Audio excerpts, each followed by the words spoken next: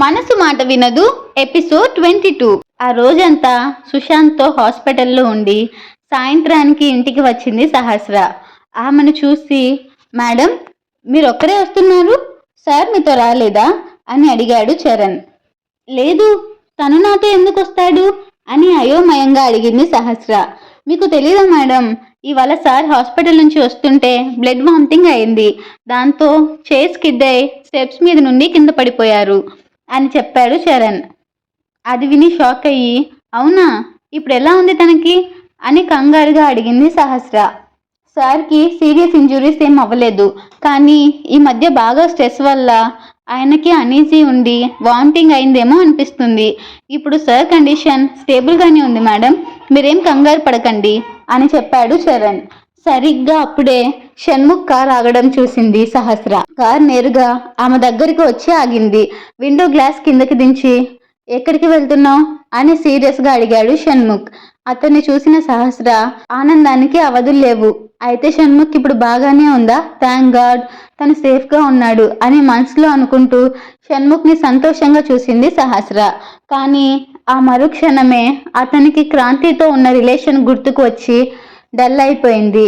అందుకే ఇక షణ్ముఖ్ అడిగిన ప్రశ్నకు సమాధానం చెప్పకుండా లోపలికి వెళ్ళిపోవడానికి వెనక్కి తిరిగింది. ఆమెను అలా చూసి కార్ డోర్ తెచ్చి సహస్ర చేయి పట్టుకొని లాగి ఆమెను కారులో కూర్చోబెట్టాడు షణ్ముఖ్. అతని చేతిని విడిపించుకొని వెళ్లే ప్రయత్నం చేసిన సహస్రను తనకు దగ్గరగా లాక్కొని, నీకోసం ఒక గిఫ్ట్ తీసుకొచ్చాను అని ఆమె ఒళ్ళో పెట్టాడు షణ్ముఖ్. అది ఓపెన్ చేసి చూసిన సహస్రకు తను ఎంతో ఇష్టపడి కొనుక్కుందామనుకున్న డ్రెస్ కనిపించింది. దాన్ని ప్రేమగా తలుపుతూ, దీనికోసం డబ్బులు దాచి కొనుక్కుందామని ఎన్ని రోజులు వెయిట్ చేశాను, కానీ దీన్నే షణ్ముఖ్ గిఫ్ట్గా ఇచ్చాడా అని సంతోషంగా అనుకుంది. కానీ ఈలోపే ఏదో గుర్తుకు వచ్చి, ఈ డ్రెస్ నాకెందుకు ఇస్తున్నావు, దీన్ని క్రాంతికి తీసుకుంటానంది కదా, ఏమైంది, నీ గర్ల్ ఫ్రెండ్ మూడ్ మారిపోయిందా, తనకి నచ్చలేదా, ఎలానో తను వద్దంది కదా అని నాకు తెచ్చి ముష్టి వేస్తున్నావా అని అడిగింది సహస్ర. ఆ మాటలకు షణ్ముఖ్కి బాధ కలిగింది. ఆమెను చూసి, ఎందుకు ఒకేసారి అన్ని ప్రశ్నలు వేస్తావు, నేను నా వైఫ్కి ప్రేమతో గిఫ్ట్ ఇవ్వాలని తెచ్చాను, దీంతో వేరే ఎవరికి ఎలాంటి సంబంధం లేదు అని స్థిరంగా చెప్పాడు షణ్ముఖ్. నాకేం అవసరం లేదు, నేను దీన్ని తీసుకోను అని చెప్పి కార్ దిగబోయింది సహస్ర. కానీ వెంటనే రియాక్ట్ అయ్యి సహస్ర నడుం చుట్టూ చేయి వేసి తనకు మరింత దగ్గరగా లాక్కున్నాడు షణ్ముఖ్. దానితో సహస్ర భయపడి అతన్ని చూస్తుంటే, నువ్వు నా వైఫ్వి సహస్ర, నేను నీకోసం ఏమైనా తెచ్చిచ్చినప్పుడు ఎందుకు తీసుకోవట్లేదు, సుశాంత్ వచ్చాక ఈ పెళ్లి కాంటాక్ట్ కంటిన్యూ చేయడం కష్టంగా ఉందా, నీ మొగుడిని నేను ఇక్కడే ఉన్నాను కదా, నన్ను వదిలేసి వాడితో వెళ్ళాలని ఎందుకు డిసైడ్ అయ్యావు అని అడిగాడు షణ్ముఖ్. అతని మాటలు విన్న సహస్రకు షాక్తో నోట మాట రాలేదు. షణ్ముఖ్ వైపు అయోమయంగా చూస్తూ, అసలు తన గురించి తను ఏమనుకుంటున్నాడు, ఏంటో ఈ మనిషి చిత్ర విచిత్రంగా బిహేవ్ చేస్తాడు, ఒకసారి నేను తన వైఫ్ అంటాడు, ఒకసారి క్రాంతితో కలిసి లైఫ్ లీడ్ చేయాలంటాడు, ఇవన్నీ వదిలేసి నేను అన్నిటికన్నా ముందు ఇక్కడ నుంచి బయటపడాలి అని అతని చేయిని విడిపించుకునే ప్రయత్నం చేసింది సహస్ర. ఆమె ఎంత ట్రై చేసినా షణ్ముఖ్ మాత్రం ఆమెను తన వైపు గట్టిగా లాక్కున్నాడు. దాంతో ఆమె వచ్చి అతని గుండెలకు తగులుకుంది. ఆమెను ఇంకా గట్టిగా దగ్గరికి లాక్కొని సహస్ర కళ్ళల్లోకి చూశాడు షణ్ముఖ్. ఆమె ఒంటి నుంచి వస్తున్న పరిమళం అతన్ని ఉక్కిరి బిక్కిరి చేసింది. మళ్ళీ అదే పరిమళం మత్తులో మునిగి ఆమెను కిస్ చేయడానికి ముందుకు వెళ్ళాడు. నిన్న నైట్ చీకట్లో నా రూమ్కి వచ్చావు కదా, అప్పుడు నాతో నువ్వేం చెప్పావో గుర్తుందా అని ఆశగా అడిగింది సహస్ర. నిన్న క్లయింట్తో మీటింగ్ ఉందని వెళితే అక్కడ వాళ్ళ బలవంతం మీద డ్రింక్ చేయాల్సి వచ్చింది, తర్వాత ఇంటికి వచ్చేసాను, అప్పుడు ఏమైందో మరి నాకేం గుర్తులేదు, కానీ ఉదయం లేచిన వెంటనే నిన్ను నా కౌగిట్లో చూశాను, ఇద్దరం గట్టిగా హగ్ చేసుకొని పడుకున్నాం, మన పరిస్థితి చూసి నైట్ ఏదో జరిగిందని అర్థమైంది అన్నాడు షణ్ముఖ్. ఆ మాటలు విన్న సహస్ర మనసంతా బాధతో మూలిగింది. ఎవరో ఆకాశం అంత ఎత్తుకు తీసుకువెళ్ళి సడన్గా కిందకి తోసేసినట్టు అనిపించింది. నిన్న నైట్ జరిగిన ఇన్సిడెంట్ తర్వాత మన ఇద్దరి లైఫ్ గురించి కలలు కన్నాను షణ్ముఖ్, అవేవి నీకు గుర్తులేవా, లైఫ్ లాంగ్ నాతోనే ఉంటావని చెప్పావు కదా, కానీ అది మర్చిపోయావు. ఇప్పుడు క్రాంతితో ఉంటున్నావా అని బాధగా మనసులో అనుకుంది సహస్ర. ఆ బాధ పెరిగి కోపంగా మారింది. షణ్ముఖ్ను విసిరిగా నెట్టి, ఈ రోజు నుంచి నువ్వు ఒక విషయం బాగా గుర్తుపెట్టుకో. ఇంతకు ముందు చెప్పాను, ఇప్పుడు చెప్తున్నాను. నువ్వు ఎప్పుడు కావాలంటే అప్పుడు ఆడుకునే బొమ్మని కాదు నేను. ఇంకెప్పుడు నా దగ్గరికి రావడానికి కూడా ట్రై చేయకు. నీ లిమిట్స్లో నువ్వు ఉంటే నీకే మంచిది అని కోపంగా చెప్పి కార్ దిగి వెళ్ళిపోయింది సహస్ర. ఆమె మాటలకు షాక్ అయి సహస్రను ఆపలేక వదిలేశాడు షణ్ముఖ్. అతని నుంచి తప్పించుకొని లోపలికి వెళ్తూ షణ్ముఖ్ మాటలు గుర్తు చేసుకొని, అనవసరమైన ఆశలన్నీ పెట్టుకొని పిచ్చిదానిలా బిహేవ్ చేశావు సహస్ర. షణ్ముఖ్ ఆ క్రాంతిని మాత్రమే లవ్ చేస్తున్నాడు. ఆ రోజు నైట్ నీకు ప్రపోజ్ చేసిన విషయం కూడా తనకు గుర్తులేదు. ఇంకా నువ్వు తన కోసం బాధపడ్డం ఎందుకు అని వస్తున్న కన్నిటిని తుడుచుకుంటూ లోపలికి వెళ్ళిపోయింది సహస్ర. వెళ్తున్న సహస్రను చూసి, సార్ అసలు మీకు అమ్మాయిల మనసులో ఫీలింగ్స్ కూడా అర్థం కావు, మేడం ఏమడుగుతున్నారో కూడా తెలియలేదా అని అసహనంగా అడిగింది స్వేచ్ఛ. ఆ మాటలు విని షాక్ అయి, అవునా, నా జోలికి రావద్దని చెప్పి వెళ్ళిపోయింది కదా, నా నుంచి తను ఏం వినాలనుకుంది అని అయోమయంగా అన్నాడు షణ్ముఖ్. దానితో తల కొట్టుకొని, అయ్యో సార్, మీకు ఇంకా అర్థం కాలేదా, మేడంకి ఆ క్రాంతి మీద చాలా జెలసీగా ఉంది. ఆవిడ మాటల్లో ప్రేమ మీకే అర్థం కావట్లేదు.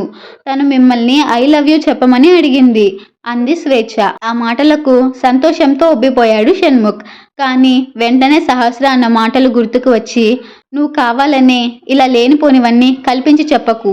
ఐ లవ్ యూ నా నుంచి ఎందుకు ఎక్స్పెక్ట్ చేస్తుంది? అయినా మేమెలానో కొన్ని రోజుల్లో విడిపోతాం కదా, నాకు కూడా తనకు దగ్గర అవ్వడం ఇష్టం లేదు. మన మీటింగ్కి వెళ్దాం పదా అని సీరియస్గా అన్నాడు షణ్ముఖ్. ఆ తర్వాత కార్ బయలుదేరింది. మిర్రర్లో నుంచి అతన్ని చూసి, మిమ్మల్ని దాదాపు 10 ఇయర్స్గా చూస్తున్నాను సార్. ఎప్పుడూ ఏ అమ్మాయి గురించి మాట్లాడిందే లేదు. కానీ మేడం గురించి మాత్రం చాలా కేరింగ్గా ఉంటున్నారు. మీలో మార్పు నాకు తెలుస్తుంది కానీ మీరే తెలుసుకోలేకపోతున్నారు అని మనసులో అనుకుంటూ కార్ని వేగంగా పోనిచ్చింది స్వేచ్ఛ.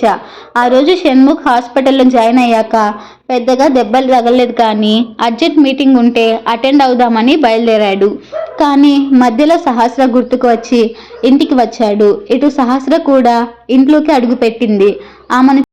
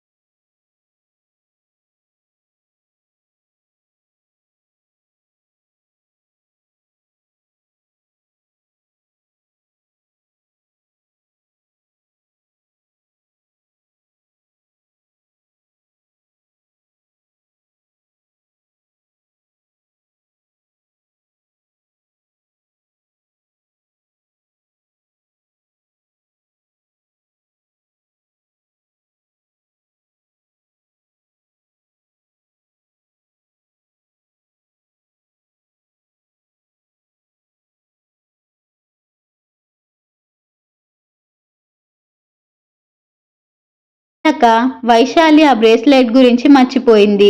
రూమ్లో ఉన్న వస్తువులు చూసి వేరే ఏవో మాట్లాడుతూ ఉంది.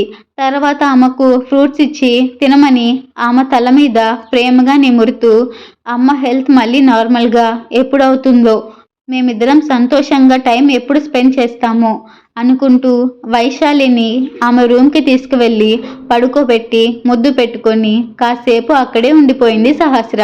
కాసేపటికి ఆమె షణ్ముఖ్ రూమ్లోకి వచ్చి బెడ్ మీద వాలిపోయింది. అతను కూడా మీటింగ్ కారణంగా వేరే ఊరికి వెళ్ళడంతో నైట్ అంతా తిరిగి రాలేదు. కానీ సహస్ర మాత్రం నిద్రపోకుండా తన మెడికల్ కిట్ తెచ్చుకొని బెడ్ పక్కనే పెట్టుకొని, మళ్ళీ నాకు దగ్గరగా వస్తే ఈ ఇంజెక్షన్ చేసి పడుకోబెట్టేస్తాను, ఇంకా ఏమైనా కోతి వేషాలు వేస్తే నీడిల్ ట్రీట్మెంట్ చేసి తరిమి కొడతాను అని మనసులో అనుకుంటూ నిద్రకు సెలవు చెప్పేసింది. కాసేపు మగతగా నిద్రపోయి లేచి రెడీ అయ్యి కిందికి వెళ్ళింది సహస్ర. అప్పటికే సుశీల స్వెటర్ అల్లుతూ కనిపించింది. సహస్ర కిందికి రావడం చూసి, అమ్మ సహస్ర ఇలారా అంటూ పిలిచి, ఆమె వచ్చిన తర్వాత, నీకు పుట్టబోయే పిల్లలకి స్వెటర్ కుట్టడం మొదలుపెట్టాను. ఇదైతే స్టార్ట్ చేశాను కానీ నిన్ను బామ్మని ఎప్పుడవుతానో తెలియట్లేదు. దానికి సమాధానం మీ దగ్గరే ఉంది మరి అని అడిగింది సుశీల. ఆ ప్రశ్నకు సహస్ర నవ్వింది తప్పితే వేరే ఏమీ సమాధానం ఇవ్వలేదు. ఇంకొన్ని రోజుల్లో క్రాంతి షణ్ముఖ్లు పెళ్లి చేసుకుంటారు. తను ఎలాగో ప్రెగ్నెంట్ కాబట్టి అత్తమ్మ కల నెరవేరుతుంది అని మనసులో అనుకుంది సహస్ర. కాసేపు ఇద్దరు అక్కడే మాట్లాడుకుంటూ కూర్చున్నారు. ఇంతలో సెక్యూరిటీ గార్డ్ పరుగున వచ్చి, మేడం, చాలా మంది మన గేట్ దగ్గర గొడవ చేస్తున్నారు. ఎంత వద్దని చెప్పినా సరే వినకుండా లోపలికి వచ్చేస్తున్నారు. పోలీసులకు ఫోన్ చేయడానికి చూస్తే నా ఫోన్ లాగేసుకున్నారు. వాళ్ళెవరో తెలియట్లేదు అని భయంగా చెప్పాడు. అతని మాటలు పూర్తి కాకముందే ఒక 20 మందితో ఇద్దరు వ్యక్తులు లోపలికి వస్తూ కనిపించారు. వాళ్ళని చూసి, మేడం, వాళ్ళు లోపలికి కూడా వచ్చేశారు. నేనెంత చెప్పినా వినలేదు అని కంగారుగా అన్నాడు సెక్యూరిటీ గార్డ్. ఆ మాటలేమీ పట్టించుకోకుండా వాళ్ళు నేరుగా సుశీల దగ్గరికి వస్తూ, ఎలా ఉన్నావు సుశీల అని అడిగారు. హాల్లో ఉన్న సుశీల, సహస్రలు ఆ మాటలకి తలెత్తి చూశారు. ఎదురుగా సుశీల పెద్ద బావగారు రఘు, చిన్న బావ రాజీవ్ నిల్చొని ఉన్నారు. వాళ్ళిద్దరూ షణ్ముఖ్కి స్వయాన పెద్దనాన్నలవుతారు. తండ్రి చనిపోయిన తర్వాత వాళ్ళతో షణ్ముఖ్ పెద్దగా సంబంధం పెట్టుకోలేదు. వాళ్ళని చూడగానే సుశీల షాక్ అయితే సహస్ర మాత్రం అయోమయంగా చూస్తూ ఉండిపోయింది. ఎలా ఉన్నారు బావగారు అని లోపలికి వస్తున్న వాళ్ళని గౌరవంగా పలకరించింది సుశీల.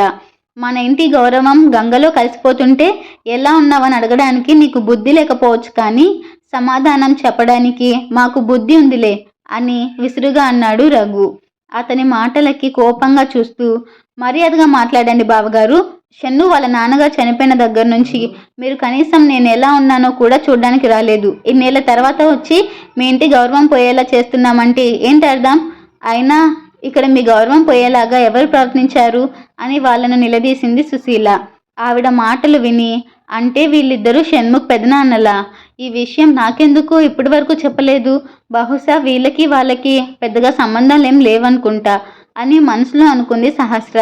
సుశీల ప్రశ్నకి వాళ్ళిద్దరూ సహస్ర వైపు సీరియస్గా చూస్తూ, ఈ ఇంటి కోడలు షణ్ముఖ్ భార్య మన భరద్వాజ్ ఇంటి గౌరవాన్ని పాడు చేసింది, అందుకే వచ్చాం అని కోపంగా అన్నాడు రఘు.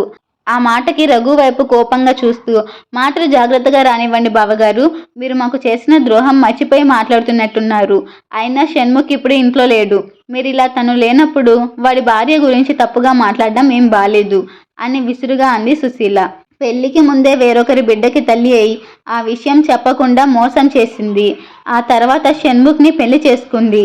అలాంటి క్యారెక్టర్ లేని నీ కోడల్ని బాగానే వెనకేసుకొస్తున్నావుగా అని వెటకారంగా అన్నాడు రఘు. ఆ మాటలు విన్న సుశీల షాక్ అయిపోయింది. ఆమె చేతులు చిన్నగా వణికాయి. అది చూసి సహస్ర కంగారు పడిపోయింది. ఇప్పుడు ఏం జరుగుతోంది? సుశీలకు నిజం తెలుస్తుందా? రఘు, రాజీవ్లు ఎందుకు వచ్చారు? వాళ్ళు ఏమైనా ప్లాన్ చేస్తున్నారా? షణ్ముఖ్కి రఘు వాళ్ళు వచ్చినట్లు తెలుస్తుందా? ఇవన్నీ తెలుసుకోవాలనుకుంటే నెక్స్ట్ ఎపిసోడ్ వినేయండి.